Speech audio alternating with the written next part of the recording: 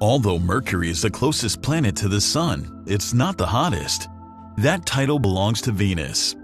The average surface temperature of Venus is about 460 degrees Celsius or 860 degrees Fahrenheit. That's hot enough to melt lead. The reason why Venus is the hottest planet in the solar system is its atmosphere.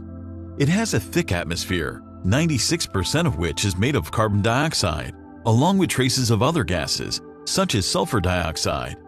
These gases and the yellowish clouds containing sulfuric acid trap most of the sun's heat and generate a runaway greenhouse effect, making Venus the hottest planet in the solar system. This also makes the exploration of Venus a challenging task. The longest a lander survived on this planet is just 128 minutes before its instruments got damaged in the hostile environment.